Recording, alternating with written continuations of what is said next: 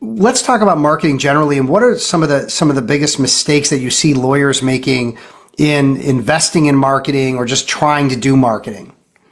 The biggest mistake is their website. That needs to be when you're starting infancy stage. That needs to be everything needs to go into that. And I don't just mean technically. I don't just mean mobile optimized, speed, etc. I mean the feelings that it evokes when I load your website.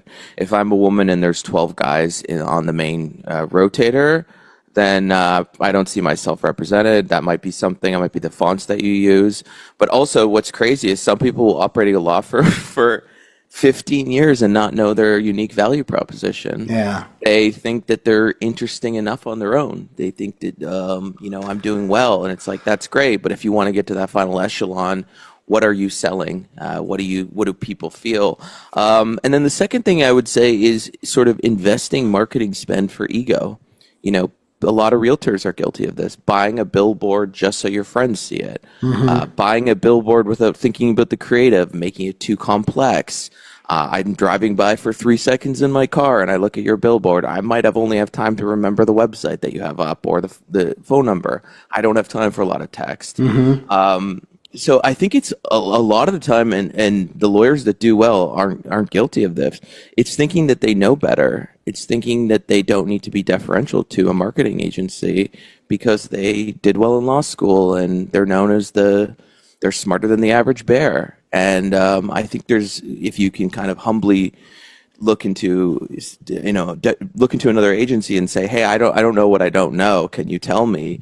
And I find, I credit Diamond and Diamond with that. They hired people that knew what they were talking about and they knew when to be quiet and listen. Yeah. What are like a few aspects of the buyer persona or identifying, who you should be marketing to? Because I can market to everybody, or I could market to, rich, white males that are in, do this, that, and the other type of industry. How do people figure out, like, what are some things they should be looking into to identify where they should be spending money based on their buyer persona? So it depends on the type of law, right? Personal injury law, if it's at the highest level, you don't really want to market to the person making 250 grand a year because they're in a social circle where they're going to get a recommendation. Personal injury law tends to market to blue collar a lot because there's a lot of income loss. If I'm the bricklayer who can't use my hands now for 25 years, there's my income loss. So that tends to be the one kind of market.